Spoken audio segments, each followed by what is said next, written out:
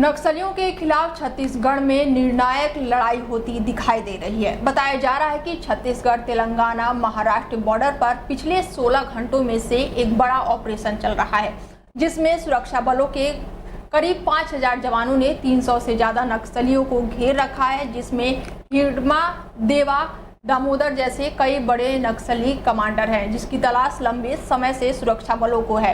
बताया जा रहा है कि ये मुठभेड़ कई पहाड़ियों में हो रही है। पहाड़ियों पर नक्सली छिपे हुए हैं, जबकि सुरक्षा बलों ने चारों तरफ से नक्सलियों को घेर रखा है। दोनों तरफ से लगातार फायरिंग भी हो रही है। बताया जा रहा है कि सेना मुस्तैदी से इस ऑपरेशन को अंजाम देने में जुटी हुई है। जानकारी के मुताबिक जवानों की तरफ से डीमाइनिंग की जा रही है, क्योंकि जवानों को निशाना बनाने के लिए नक्सलियों ने 100 से अधिक आईईडी बिछाए हुए हैं और ऐसे में सुरक्षा बलों ने पहाड़ों के ऊपर ड्रोन से नजर बनाई हुई है। ड्रोन और सैटेलाइट से सुरक्षा बलों की नजर सीआरपीएफ, डीआरजी और एसटीएफ और साथ ही तेलंगाना से ग्रे हाउंड, महाराष्ट्र से C60 और जवान मौके पर मौजूद है।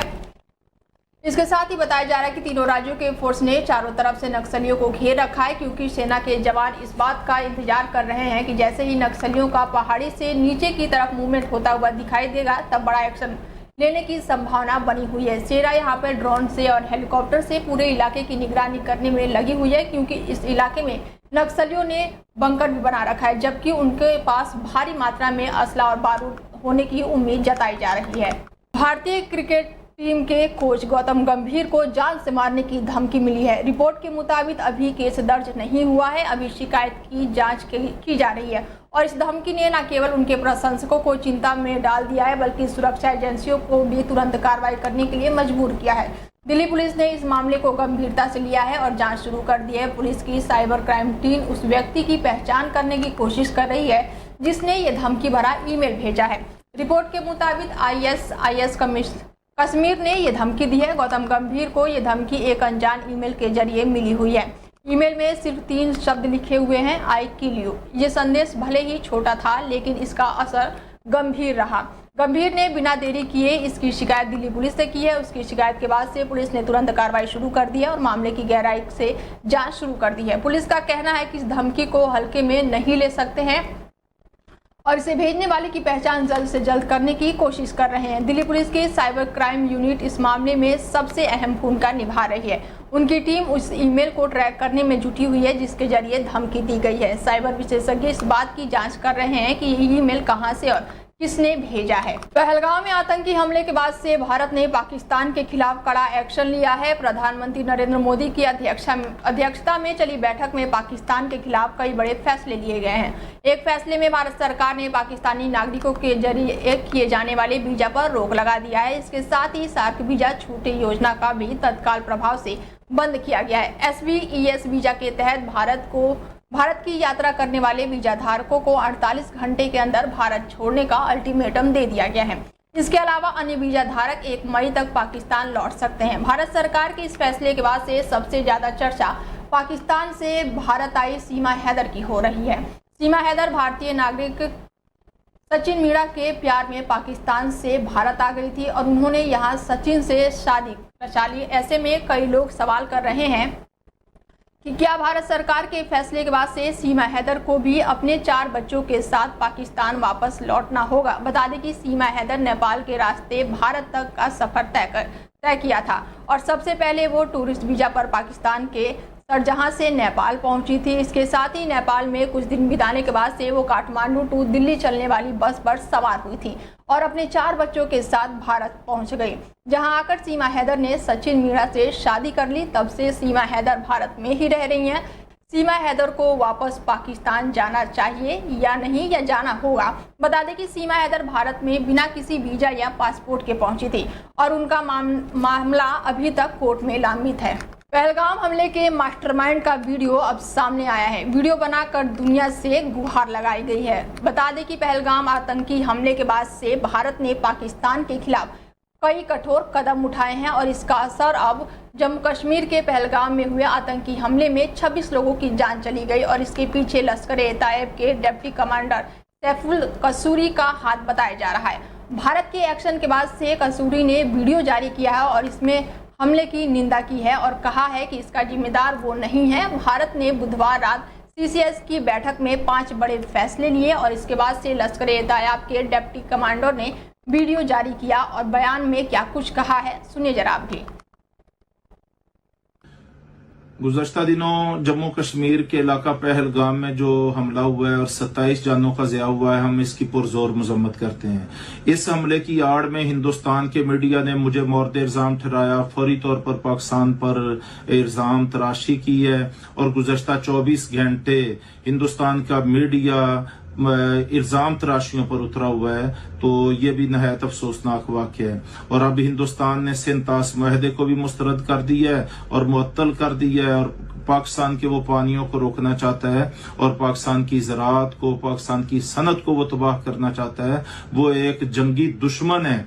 उसने मकबूजा कश्मीर में भी 10 लाख फौज भेज के एक जंग की कैफियत पैदा की हुई है और वो पाकिस्तान के अमन को भी तबाह करना चाहता है। तो हम हिंदुस्तान के अज़ैम को समझते हुए दुनिया से ये मुतालबा करते हैं कि वो आंखें बंद करके हिंदुस्तान की हिमायत करने की बजाय वो हक और सच के साथ खड़े हों, हिंदुस्तान की जारहियत की मजम्मत दुनिया करे। और ये जो कश्मीर के इलाका पहलगाम में हिंदुस्तान ने खुद साख्ता ड्रामा रचाया है, हम इसको मुस्तरद करते हैं। ये उसकी सोची समझी साजिश है और इसका हकायक के साथ पाकिस्तान या पाकिस्तान के किसी पुरअमन शहरी के साथ हरगज को। पहलगाम में हुए आतंकी हमले में कई लोगों की हत्या करने के बाद से पूरे देश में पूरी तरह से आक्रोश देखने को मिल रहा है। कहीं पाकिस्तान और आतंकवाद के पुतले जलाए जा रहे हैं तो कहीं आतंक के आकाओं पर सर्जिकल स्ट्राइक की मांग की जा रही है। तो वहीं देश के जाने माने कथावाचक बागेश्वर बाबा धीरेन्द्र शास्त्री की भी प्रतिक्रिया अब सामने आई है। पहलगाम हमले पर पंडित धीरेन्द्र कृष्ण शास्त्री ने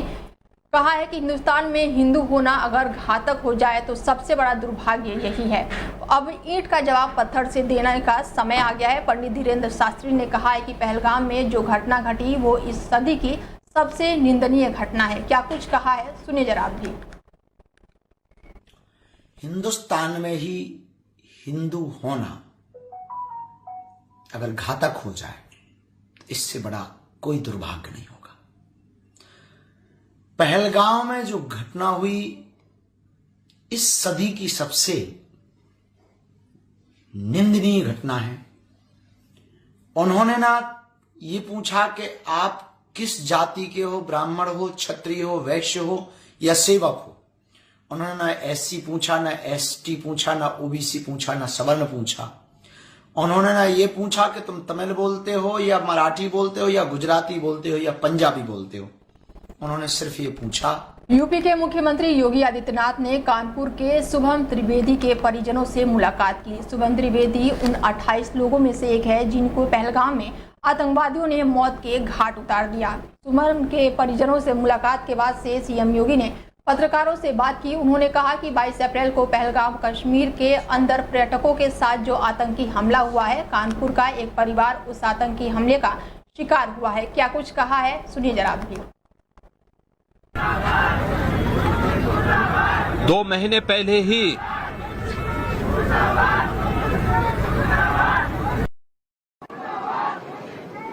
जिसकी शादी संपन्न हुई थी,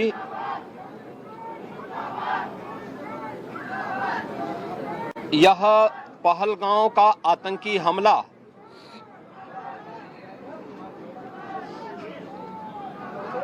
यह एक क्रूर, बीभत्स,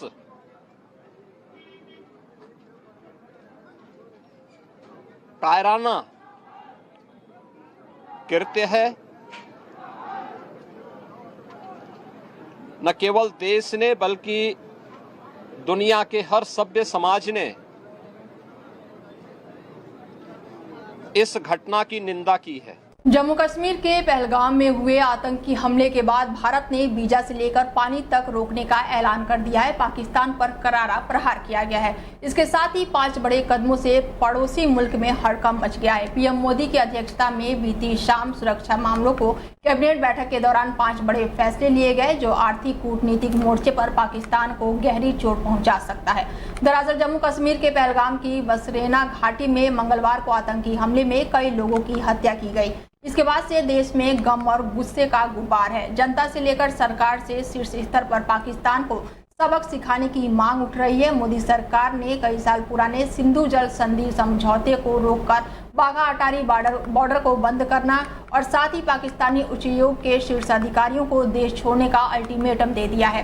पाकिस्तानी नागरिकों को सर्क वीजा न देने का भी फैसला लिया गया है और ऐसे वीजा पर अभी भारत में रह रहे पाकिस्तानियों को 48 घंटे में देश छोड़ने का निर्देश दिया गया है। नई दिल्ली में पाकिस्तानी उच्चायोग में तैनात सैन्य सलाहकारों को 7 दिन में भारत छोड़ने का हुक्म भी दिया गया है। मोदी सरकार ने इस्लामाबाद स्थित अपने उच्चायोग से शीर्ष अधिकारियों को भी बुला लिया है। भारत ने नई दिल्ली में पाकिस्तानी उच्चायोग के सैन्य सलाहकारों को 1 हफ्ते में देश छोड़ने के लिए कह दिया है। पाकिस्तान उच्चायोग में तैनात ऐसे अफसरों की भूमिका पहले भी संदिग्ध रही है। उच्चायोग के कई अफसर अपनी जासूसी और कई अन्य तरह के भारत विरोधी गतिविधियों में लिप्त पाए गए हैं। इसके साथ ही पाकिस्तानी उच्चायोग में स्टाफ घटने से ऐसे संदिग्धों की वापसी होगी। कूटनीतिक मोर्चे पर पाकिस्तान को झटका लगेगा।